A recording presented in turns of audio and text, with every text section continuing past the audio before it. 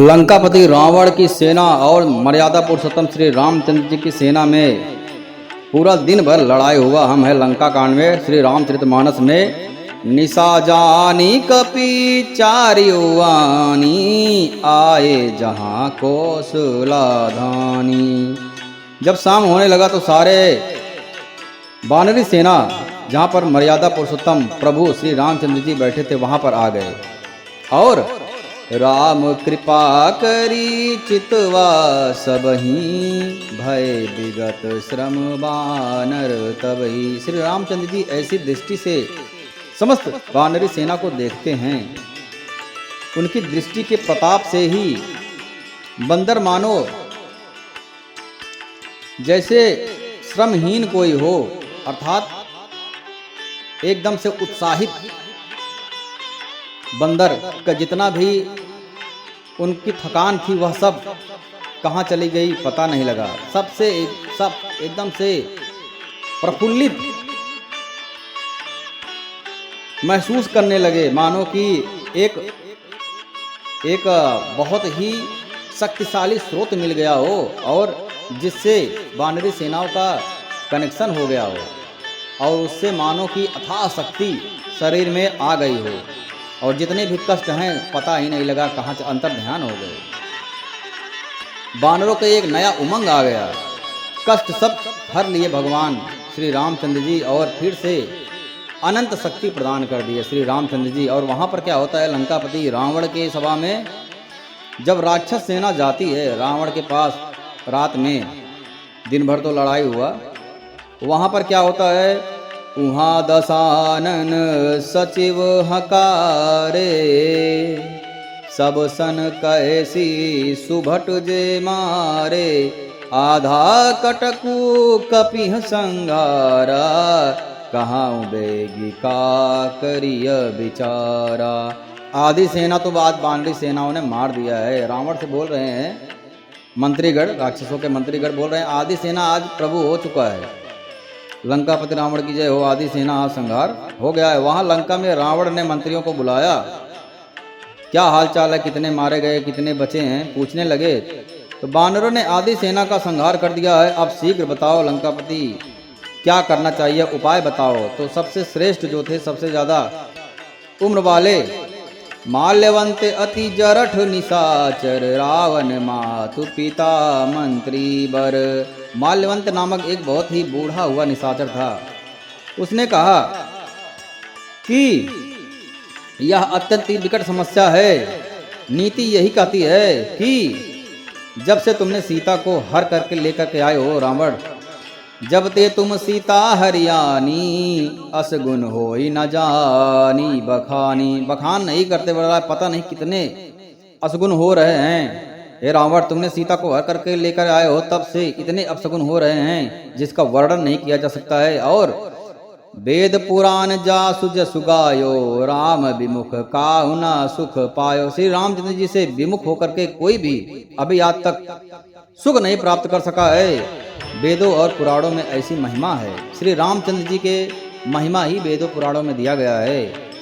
वही हैं निर्गुण निराकार परम ब्रह्म जो सगुण साकार रूप लेकर के अवतार लिए हैं प्रभु। और क्या बोलता है, बहुत ही गुप्त बात, रहस्यमय बात बताता है। वह माल्यवंत नामक बूढ़ा राक्षस हिरण्याक्ष भ्राता सहित मधुकैटभ बलवान जे ही मारे सोई अवतरे कृपा सिंधु भगवान। जिन्होंने मधुकैटभ नामक बलवान राक्षस को और आपके भ्राता हिरण्याक्ष और हिरण्यकश्यप को मारा था, वही परमपर परमात्मा अवतार लिए हैं। आप समझ जाइए, इसलिए उनसे बैर करना हमारे हित में नहीं होगा। नीति की बात बता रहा था वह बूढ़ा राक्षस, परंतु यह बात रावण को जैसे अग्नि के समान लगा। दुष्टों के समूह बन के भस्म करने वाले अग्नि के समान ऐसा लगा जैसे कि कोई अग्नि का बाण मार दिया हो हृदय में। रावण को बहुत ही बुरा लगा यह देख करके। फिर बहुत ही बैर भरे वचन बोले रावण जी ने, लगता है तुम बूढ़े हो गए हो इसलिए तुम डर गए हो। तू बूढ़ा हो गया है। बूढ़ भय सी नत मारते तो ही, अब जन नयन देखा वही। अब मेरी आंखों के सामने दिखना मत, तुम बूढ़े हो गए हो, तुम्हारी शक्ति भी छीड़ हो गई है, इसलिए तुम ऐसी बात कर रहे हो। अब मेरी आंखों के सामने ऐसा अपना शकल दिखाना मत। रावण ने उनको अपनी सभा से निष्कासित कर दिया, माल्यवंत नाम के अत्यंत बूढ़े राक्षस को।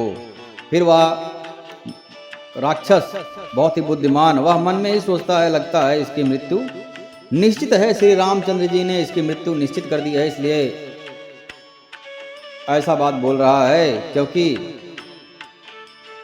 बोला जाता है कि जब नियति निर्धारित हो गया है तो कोई भी नहीं टाल सकता है। और नीति कहती है, विनाश काले विपरीत बुद्धि। कितना भी संत महात्मा आ जाए उसकी बुद्धि को बदल नहीं सकता है, परंतु नीति ने उसका विनाश निश्चित कर दिया है। रावण की सभा में उनका पुत्र मेघनाथ बोला, कल सुबह आप देखना पिताश्री, मैं पूरी पिक्चर ही बदल दूंगा।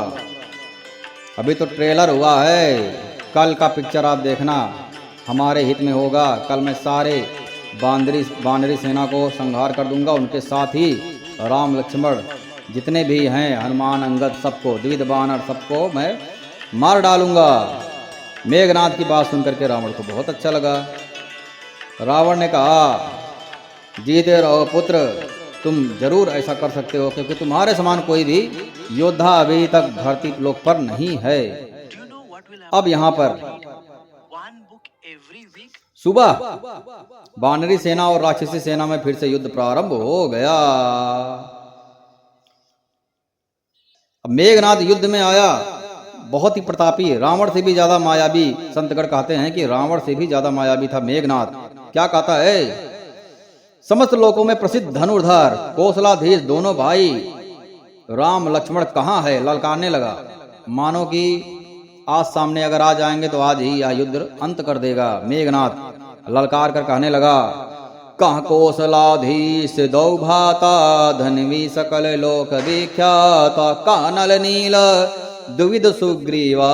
नल नील बंदर कहाँ है, परम प्रतापी, और द्विविध बानर महावीर कहाँ है, अंगद हनुमंत बल शिवा। अंगद हनुमान जी कहाँ है, आज सब आ जाए मेरे सामने, एक एक करके मैं सबको मार डालूंगा। और मेरे भाई के द्रोही विभीषण जी कहाँ हैं, आज मैं उनको भी दुष्टता का दंड दूंगा।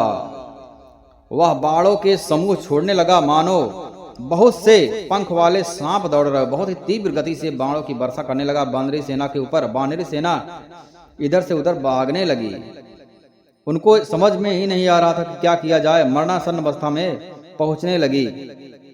सारी सेना को बेहाल देख करके पवन सुत हनुमान क्रोध करके दौड़े और एक पर्वत उखाड़ करके मेघनाथ की तरफ फेंके।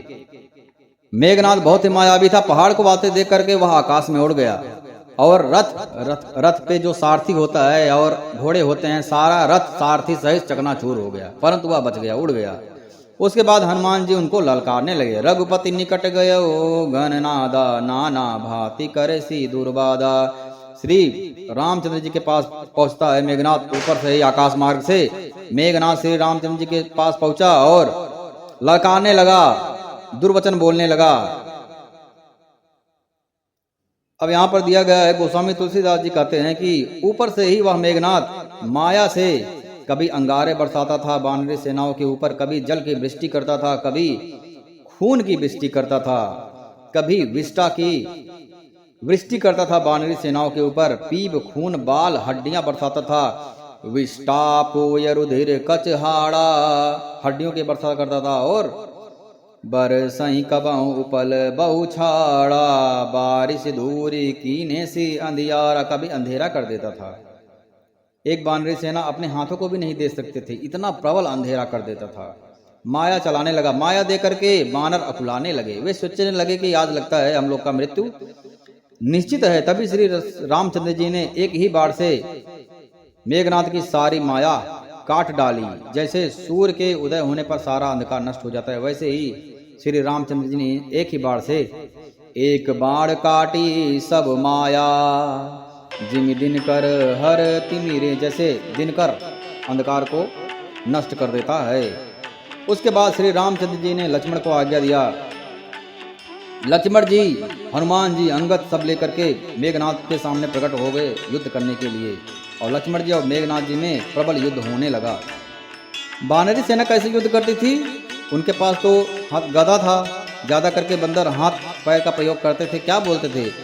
वानर राक्षसी सेना को घूंसों से मारते थे, लातों से मारते थे और दांतों से काटते भी थे। और विजयशील वानर उन्हें मार मार कर डांटते रहते भी थे, राक्षसों को डांटते भी थे, मारते रहते थे, डांटते रहते भी थे। मारो मारो, पकड़ो पकड़ो, पकड़ करके मार डालो, उनका सिर तोड़ दो और भुजाएं पकड़ करके उखाड़ डालो। और वहां पर के मेघनाथ और श्री लक्ष्मण जी के साथ युद्ध होने लगा। मेघनाथ ने बहुत सारे बाण मारे, अनंत शक्तियों की बौछार कर दिया, परंतु लक्ष्मण जी ने सारी शक्तियों का उचित उत्तर देने लगे और उनकी माया नष्ट करने लगे। यह देख करके मेघनाथ बहुत ही चिंतित हो गया। अरे मेरी सारी शक्तियां नष्ट होने वाली है, लक्ष्मण जी को तो कुछ असर ही नहीं हो रहा है, लगता है आज मेरा मृत्यु निश्चित है, क्योंकि मेरे पास ऐसी कोई भी शक्ति नहीं बच रही है जिसका उत्तर लक्ष्मण जी के पास ना हो। ऐसा विचार करने लगा मेघनाथ जी, एकमात्र शक्ति ही बची है। इसलिए मेघनाथ अंतिम अस्त्र अपना छोड़ता है, शक्ति बाण। वीर घातनी छाड़ सिमह संगी, तेज पुंज लक्ष्मण उर लागी, मूर्छा भई शक्ति के लागे, तब चल गयो निकट भय त्यागे। जब शक्ति बाण छोड़ा और लगते ही लक्ष्मण जी मूर्छित हो गए। जब मूर्छित हो गए तब जाकर के मेघनाथ प्रकट हुआ।